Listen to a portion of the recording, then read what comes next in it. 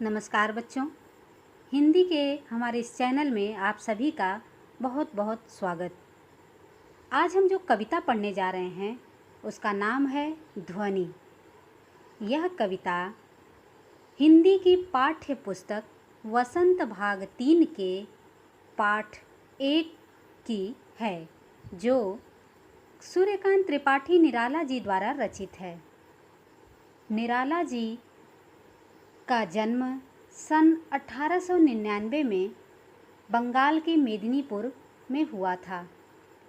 वे मूलतः उत्तर प्रदेश के उन्नाव जिले के निवासी थे और उन्होंने स्वाध्याय से संस्कृत, बांग्ला और अंग्रेजी का ज्ञान अर्जित किया। साहित्यिक मोर्चे पर भी उन्होंने अनवरत संघर्ष किया। सन 1961 में उनका देहांत हो गया। उनकी प्रमुख काव्य रचनाएं हैं अनामिका, परिमल, गीतिका, कुकुरमुत्ता और नए पत्ते आदि। उपन्यास, कहानी एवं निबंध लेखन में भी उनकी ख्याति अविस्मरणीय है। निराला रचनावली के 8 खंडों में उनका संपूर्ण साहित्य प्रकाशित है। ध्वनि कविता के माध्यम से कवि ने प्रकृति के प्रति मानवीय संवेदना को दर्शाया है। कवि ने यह बताया है कि इस कविता के द्वारा व्यक्तियों का आशावादी दृष्टिकोण कैसे हो, और इस कविता की भाषा बहुत ही सरल एवं भावपूर्ण है। वह जीवन की सुंदरता को बताने का प्रयत्न कर रहा है। कैसे प्रकृति से प्रेरणा लिया जा सकता है। जिन लोगों को निराशा ने घेर लिया है, उनमें भी नया जीवन, नई प्रेरणा और उत्साह का संचार कर उन्हें जागृत करने की बात इस कविता के माध्यम से बताई जा रही है। और कवि मानते हैं कि उनका अंत अभी नहीं होगा, क्योंकि अभी उनके जीवन में वसंत का आगमन हुआ है। चारों ओर हरे भरे पौधे हैं, उन पर कलियां खिली हैं जो अभी सो रही हैं, लेकिन कवि कह रहे हैं कि वे सूर्य को लाकर इन अलसाई कलियों को जगाएंगे और एक नया सुंदर सवेरा लेकर आएंगे। और वे प्रकृति के द्वारा निराश, हताश लोगों के जीवन को खुशियों से भरना चाहते हैं। कवि बड़ी तत्परता से मानव जीवन को संवारने के लिए अपनी हर खुशी एवं सुख को दान करने के लिए तैयार हैं। वे चाहते हैं कि हर मनुष्य का जीवन सुखमय व्यतीत हो, इसलिए वे कहते हैं कि उनका अंत अभी नहीं होगा। जब तक वे सबके जीवन में खुशियाँ नहीं ला देते, तब तक उनका अंत नहीं होगा। आइए बच्चों, अब हम कविता के भावार्थ को समझते हैं।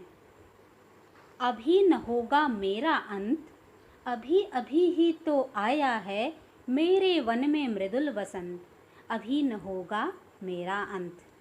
कवि कह रहे हैं कि अभी मेरा अंत नहीं होगा, क्योंकि अभी अभी कवि के जीवन के अमृत रूपी वन में वसंत रूपी यौवन आया है, इसलिए अभी उनका अंत नहीं होगा।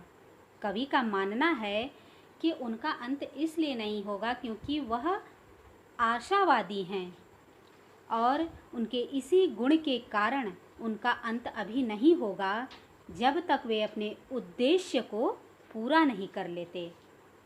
कवि के कहने का तात्पर्य यही है कि उनके जीवन में बसंत आने का तात्पर्य है कि वह अभी अभी उनके कुछ उद्देश्य हैं जो पूरे होने हैं, और उसे पूरे होने के समय अब आ गया है।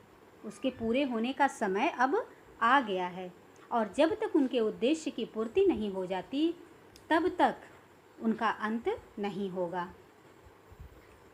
और उनके जीवन में एक नए उत्साह, नए जोश का भी आगमन हुआ है। जैसे वसंत ऋतु में चारों तरफ हरे भरे वृक्ष होते हैं, हरियाली चारों तरफ फैली होती है और फूलों की भरमार होती है। वसंत ऋतु ऋतुओं का राजा कहा जाता है, और इस ऋतु में चारों तरफ फूल खिले होते हैं और फूलों की सुगंध पूरे वातावरण में फैली होती है और जो बहुत अच्छी लगती है। यही कारण है कि अभी अभी तो आगमन हुआ है वसंत का, इसलिए उसका अंत अभी होने वाला नहीं है। आगे है कि हरे हरे ये पात, डालियां कलियां कोमल गात, मैं ही अपना स्वप्न मृदुल कर, फेरूंगा निद्रित कलियों पर, जगा एक प्रत्यूष मनोहर। हरे हरे ये पात, डालियां कलियां कोमल गात। कवि कह रहे हैं कि चारों ओर हरे हरे पत्ते हैं, इन पौधों पर कलियां हैं और वो सो रही हैं। कवि कह रहे हैं कि मैं सूर्य को लाकर इन अलसाई कलियों को जगाऊंगा, अर्थात आलस्य में पड़ी युवा पीढ़ी में नई प्रेरणा और उत्साह का संचार करूंगा और उन्हें जागृत करूंगा। जैसे सूर्योदय के होने पर प्रकृति में नया उत्साह आ जाता है, वैसे जिन लोगों को निराशा ने घेर लिया है, मैं उन लोगों के जीवन में बाहर लाऊंगा। मतलब हरे हरे ये जो पत्ते हैं, ये डालियाँ, कलियाँ और कोमल गात हैं। ये कलियाँ कैसी हैं? सो रही हैं। और कवि कह रहे हैं मैं इन कलियों पर अपना कोमल हाथ फेरकर इन्हें जगाऊंगा, एक सुंदर सवेरा लाऊंगा। प्रत्यूष मनोहर, प्रत्यूष का अर्थ होता है उषा काल। मैं एक ऐसा सवेरा लाऊंगा जिससे ये कलियां जाग जाएंगी, अर्थात आलस्य में पड़ी हुई युवा पीढ़ी अपने कर्तव्य पथ पर अग्रसर हो पाएगी। आगे है पुष्प पुष्प से तंद्रालस लालसा खींच लूँगा मैं, अपने नव जीवन का अमृत सहर्ष सींच दूँगा मैं।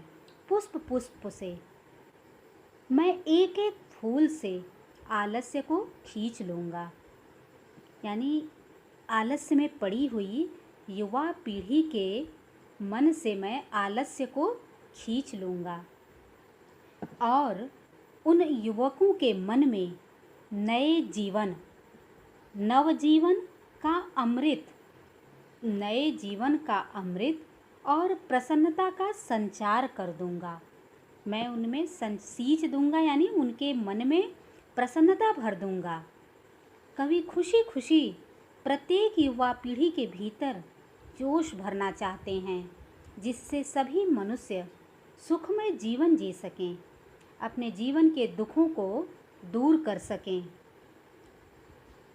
साहसपूर्वक जीवन जी सकें। आगे है द्वार दिखा दूंगा फिर उनको, है वे मेरे जहाँ अनंत, अभी न होगा मेरा अंत।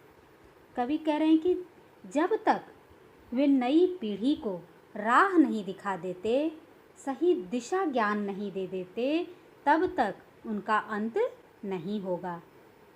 कवि युवाओं को उनके उद्देश्य पूर्ति के लिए उन्हें जगाना चाहते हैं कि आलस्य को त्याग कर अपने कर्तव्य पथ पर आगे बढ़ो। और कवि का यह कहना है कि जब तक वो इन युवाओं में उत्साह नहीं भर देते, उन्हें अपने कर्तव्य पथ पर आगे बढ़ने के लिए तैयार नहीं कर देते हैं, तब तक उनका अंत होने वाला नहीं है। बच्चों, ये कविता आपने ज़रूर समझी होगी। धन्यवाद।